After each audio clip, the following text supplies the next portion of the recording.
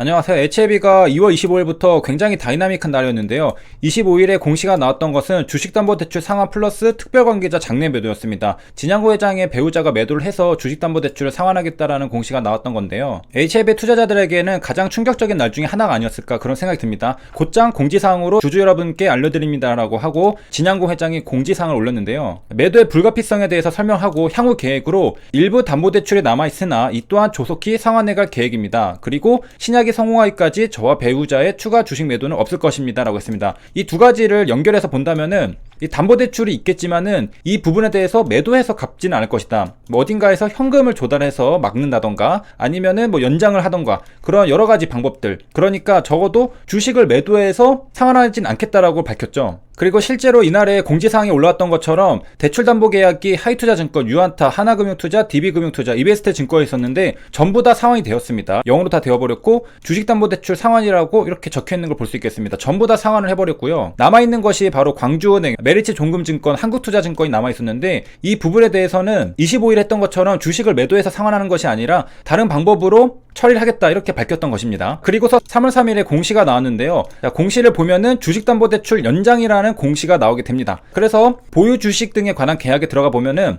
여기에 담보대출 계약들이 있었잖아요. 여기에 하나가 지금 연장이 된 것을 볼 수 있겠습니다. 그러니까 아까 봤었던 여러 증권사들은 대출 계약을 연장해주지 않았는데 메리츠종금증권은 연장을 해줬습니다. 그렇기 때문에 진양구 회장이 이야기했었던 일부 담보대출에 관한 것은 연장으로 처리를 한 것을 확인할 수 있겠습니다. 이로써 진양구 회장이 향후 계획에 대해서 하나씩 지켜나가고 있는 것을 볼 수 있겠는데요. 일단 첫 번째로 주주의 이익을 위한 회사의 단기적 대응 방안을 적극 모색, 이 부분에서 단기적으로 바로 다음 날에 혹시나 손절을 칠 수도 있는 그런 주주님들을 위해서 장전에 바로 무상증자 공시를 때려서 거래 정지를 시킨 다음에 바로 갭이 시초가 20% 떴었죠. 그래서 주가 방향에서도 그렇고 회사의 주주 재고 가치 측면에서도 그렇고 적극적으로 단기적인 대응 방안을 모색한 것을 하나 지켰고요. 그 다음에 두 번째는 담보대출에 관해서 추가 주식 매도를 안 하고서 어떠한 방법으로 처리할 거냐, 자 바로 연장으로 처리를 했습니다. 그래서 메리츠 종금의 10만 주를 연장 처리를 했고요. 자 나머지 위에 있는 광주은행이나 한국투자증권의 경우에는 계약 만료일이 5월 28일입니다. 그리고 하나는 4월 26일. 그러니까 아직 만기가 오려면은 두세 달 남았습니다. 그렇기 때문에 이것은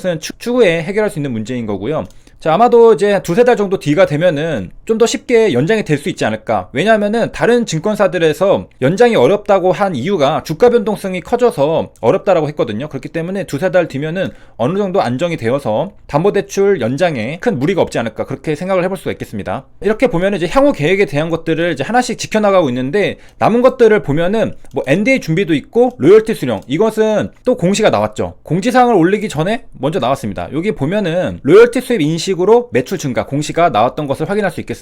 자 그래서 실적 공시가 2020년도 사업보고서가 나오면은 항서제약으로부터 로열티 수령 부분도 우리가 체크를 해볼 수가 있겠고요. 좀 더 본격적인 것은 2021년에 로열티가 제대로 찍힌다라는 것. 그래서 이것도 앞으로도 우리가 기대를 해볼 수 있는 부분이고요. 자 그 외에도 리버세라닙과 다른 파이프라인들의 원활한 인상, 그리고 아필리아 매출 실현, 그리고 증선위에서 명확한 소명으로 회사의 무혐의 입증, 이런 것들을 하나씩 다 할 계획이다 이렇게 말을 했습니다. 자, 이 중에서는 이제 어려운 것도 있겠고 쉬운 것도 있겠지만은 지금 최근에 보면은 하나, 둘, 세 개는 빠르게 지켜나간 것을 보면은 다른 것들도 지켜나갈 그런 의지가 있지 않을까, 그렇게 우리가 추측을 해볼 수가 있겠습니다. 자 우리가 다시 주담대 공시로 와서요. 메리츠 종금증권이 다행히도 연장을 해줬죠. 밑에 보면은 대출 금액이 적혀 있는 걸 볼 수 있겠습니다. 여기 보면은 40억, 50억, 30억 이렇게 되어 있고요.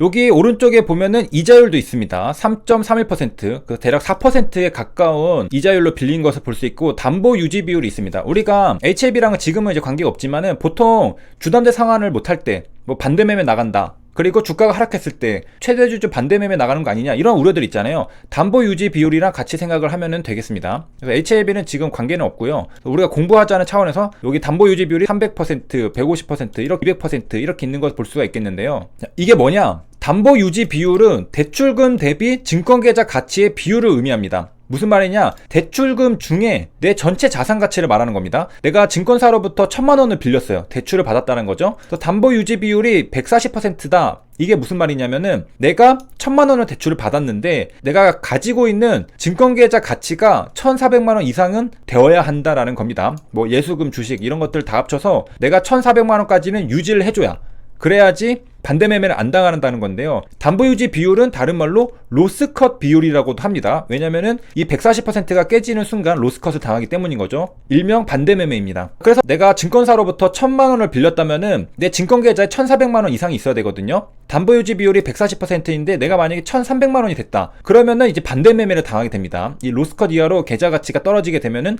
예를 들어서 1300만 원이 됐다. 그러면은 증권사에서는 주식을 강제로 반대 매매하여서 담보금을 충당하게 됩니다. 그러니까 증권사도 손해보고 돈을 빌려줄 순 없잖아요. 그래서 빌려줬던 자금을 회수하기 위한 방법으로 반대매매 절차를 진행하게 된다. 자, 이 담보유지 비율이 왜 140%일까? 우리가 하한가가 대략 30% 정도 되잖아요. 뭐 반드시 그런 이유라고 볼 수는 없겠지만은 30%라고 한다면은 우리가 140%가 조금 깨졌어요. 139%로 끝났다. 그럴 경우에 다음날에 그냥 하한가를 맞았을 경우에 만약에 로스컷 비율이 120%였다. 그러면은 증권사도 전부 다 대출금을 확보하지 못하게 됩니다. 그런데 140% 정도로 설정해 놓게 되면은 하한가를 한번 먹어도 어느 정도 여유가 있죠. 한 10% 정도 여유가 있잖아요. 그렇기 때문에 빌려준 대출금은 전부 다 회수할 수 있게 됩니다.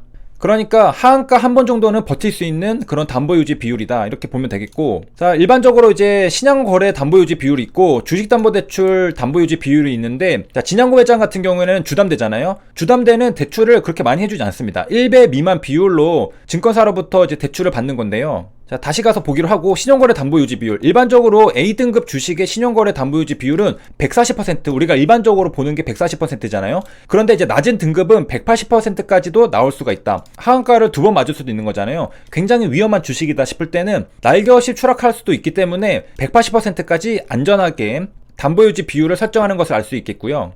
자, 여기 신용거래도 증권사로부터 대출받는 거, 주식담보대출도 증권사로부터 대출받는 거. 우리가 신용, 미수 이렇게 쓰면은 막 2배, 3배, 5배까지도 우리가 거래를 할 수 있게 되잖아요. 자, 그런데 그런 것들은 레버리지도 크지만은 또 연이자도 꽤 크죠. 그에 반해서 이제 주식담보대출은 1배 미만 비율입니다. 그래서 진양고 회장이 주담대를 받은 것들 대출 금액을 보면은, 자, 여기에 15만 주라고 되어 있는데 우리가 대략 10만 원대로 계산을 해본다면은 150억 원입니다. 근데 대출 금액은 40억 원이죠. 1배 미만이라는 걸 알 수 있겠습니다. 그러니까 주식 가치가 더 높죠. 그리고 대출 금액은 그보다 더 낮은 금액을 빌릴 수가 있다. 그리고 이자율도 더 싸죠. 연이자가 3%입니다. 우리가 신용대출을, 우리가 증권사로부터 신용을 쓸 때는 연이자가 뭐 9% 넘어가거든요. 자, 그래서 신용거래보다 장점은 뭐냐? 단점은 뭐 1배 미만 비율로 빌릴 수 있다. 뭐 단점이라고 할 수도 있겠지만 또 장점이라도 할 수 있겠습니다. 리스크 관리를 할 수 있으니까. 대출 기간이 길고 금리가 낮다. 그리고 담보유지 비율은, 주식담보대출 담보유지 비율은 140%에서 170% 정도 된다.